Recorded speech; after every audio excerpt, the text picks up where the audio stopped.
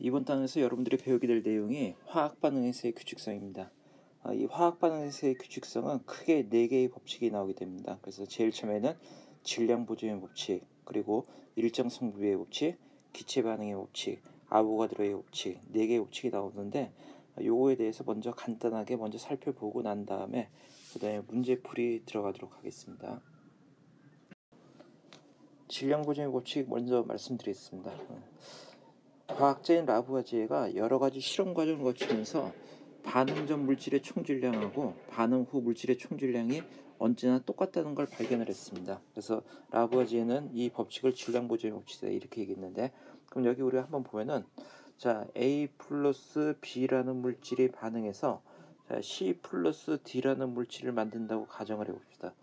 자, 그럼 여기 보면은 우리가 이 화살표를 연결했을 때 이 왼쪽 화살표가 시작되는 쪽을 우리가 반응물이다 이렇게 얘기하고, 그 다음에 화살표가 가리키는 쪽 우측을 생성물이다 이렇게 우리가 보면은, 여기 보면은 반응물의 총 질량 곧 A 플러스 B의 총 질량과 자 C 플러스 D의 총 질량이 항상 똑같다는 게 질량 보존의 법칙이 되겠습니다.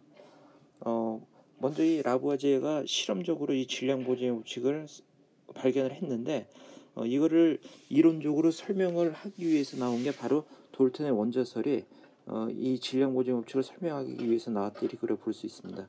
그러니까 돌턴의 원자설이 먼저 나오고 난 다음에 질량 보존의 법칙이 나온 게 아니고, 돌턴의 원자설이 나오게 된 계기가 질량 보존의 법칙하고 그다음 프루스트의 일정 성분비의 법칙을 설명하기 위해서 돌턴의 원자설이 이렇게 나왔다고 보면 됩니다. 그럼 여기 보면은 질량 보존의 법칙에서 돌턴은 뭐라고 얘기했냐면은, 화학 반응이 일어난다 하더라도 원자의 종류와 수는 변화가 없다. 곧 A 플러스 B를 이루는 원자의 종류와 수하고 C 플러스 D를 이루는 원자의 종류와 수는 변화가 없기 때문에 항상 질량은 보존이 된다 이렇게 얘기했습니다. 또 그 전에 같은 종류의 원자는 크기 모양이 질량이 같고 다른 종류의 원자는 크기 모양 질량이 다르다 이렇게 얘기했습니다. 그러니까 A 플러스 B를 이루는 원자의 종류와 C 플러스 D를 이루는 원자의 종류가 똑같기 때문에 이 같은 원자는 크기 모양 질량이 같다고 이렇게 얘기했습니다. 그래서 돌턴은 질량 보존의 법칙을 설명하기 위해서 지금 4가지 과정 중에서 여기 있는 지금 2가지 과정을 세워서 질량 보존의 법칙을 설명을 했습니다.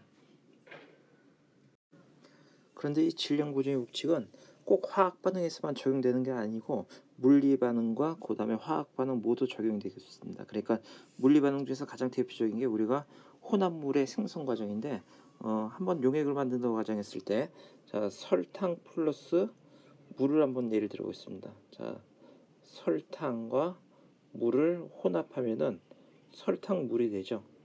자 이거는 분명히 용해 과정이기 때문에 자 물리 변화에 해당되겠습니다.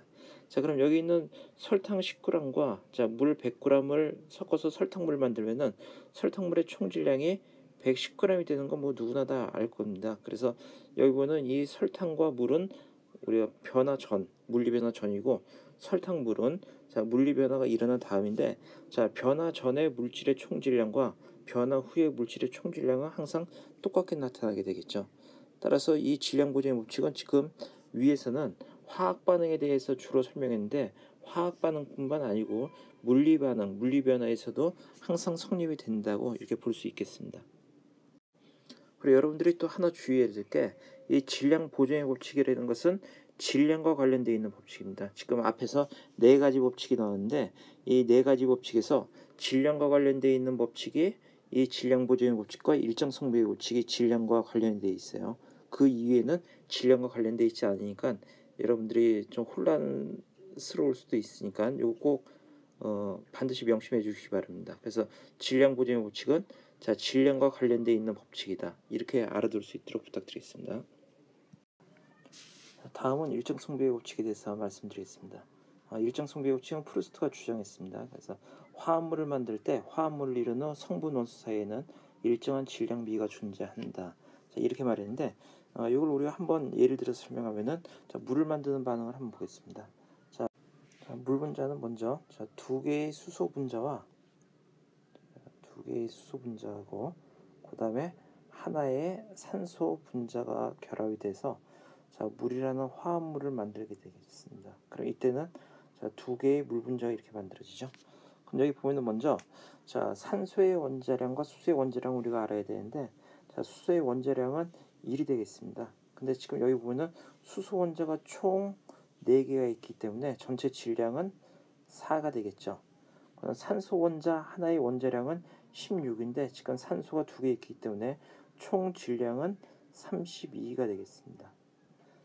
자, 그러면은 여기 보면은 물 분자는 자, 수소 원자 2개하고 산소 원자 하나로 되어 있기 때문에 자, 물 분자 하나의 질량은 2 플러스 16 해서 18이 되겠죠. 자, 이 18이 2개가 있으니까 36이 되겠습니다. 자, 그럼 이거 아까 전도 말했지만은 자, 우리가 이 화살표 경기로 했을 때 왼쪽에 있는 거를 반응물, 오른쪽에 있는 거를 생성물이다 이렇게 했습니다. 그러면은 반응물은 수소와 산소가 되고 생성물은 물 분자가 되는데, 자, 우리가 먼저 반응물의 총질량은 36이죠. 그럼 여기 보면 생성물의 총질량, 자, 물의 총질량도 36이 되겠습니다. 그러면 아까 말씀드렸던 질량 보존의 법칙은 여기서 성립이 된다 이렇게 보겠습니다. 자, 근데 우리가 여기 보면 지금 자, 질량 보존의 법칙이 성립되는 걸 설명하는 게 아니고 성분 원소의 질량 비를 따지는 거기 때문에 여기 보면은 자, 물 같은 경우는 수소 원자하고 산소 원자가 지금 2대 1의 개수의 비율로 지금 존재한다고 보고 있습니다. 그러니까 여기 산소 원자 하나하고 수소 원자 2개가 이렇게 결합되어 있는 형태인데, 자, 그럼 이 물 분자를 이루고 있는 원소는 바로 지금 보는 것처럼 수소와 그 다음에 산소라는 원자가 물 분자를 이루고 있다고 이렇게 보겠습니다. 그러니까 수소 원소와 산소 원소가 이루고 있는데, 그럼 총 수소 원소의 질량은 아까도 말씀드렸지만은 수소 원소 하나의 질량 원자량이 1이라고 했습니다. 그러면은 지금 2개가 있기 때문에 질량이 2가 되겠죠. 그 다음에 산소 보면은 산소라는 원자 하나의 질량이 자, 16이 되겠습니다. 16. 그러면은 자, 물이라는 것은 수소와 산소로 구성되어 있는데 수소와 산소의 질량비가 몇 대 몇으로 결합되어 있냐면은 약분돼서 1대 8의 질량비로 결합되어 있다고 이렇게 볼 수 있겠습니다. 자, 여기서 보는 것처럼 이 세상에 있는 모든 물은 자, 수소라는 원소와 산소라는 원소가 항상 1대 8의 질량비로 결합되어 있다 이렇게 우리가 볼 수 있겠습니다. 그럼 만약에 자, 이런 문제가 났다고 하면은 지금 현재 자, 수소의 질량이 8g, 그 다음에 산소의 질량이 자, 40g의 산소가 있다고 가정을 해봅시다. 그럼 이때 만들어지는 물의 질량은 얼마이고 남는 기체는 어떤 게 얼마 남나 한번 풀어보도록 해봅시다. 자, 그럼 여기 보면은 지금 항상 여기 보면은 수소와 산소의 질량이 1대 8의 비율로 결합하기 때문에 자, 질량의 비가 1대 8이다 이렇게 되겠습니다. 그러면은 지금 자, 수소가 8g 있으니까 자, 8배가 증가한 형태가 되겠죠. 자, 그러면 산소도 자, 이 8의 8배 곧 64g이 있어야지 여기 있는 8g이 모두 반응할 수 있는데 지금 산소는 40g밖에 존재하지 않습니다. 자, 따라서 여기 있는 8g의 수소가 모두 반응한다고 볼 수 없겠죠.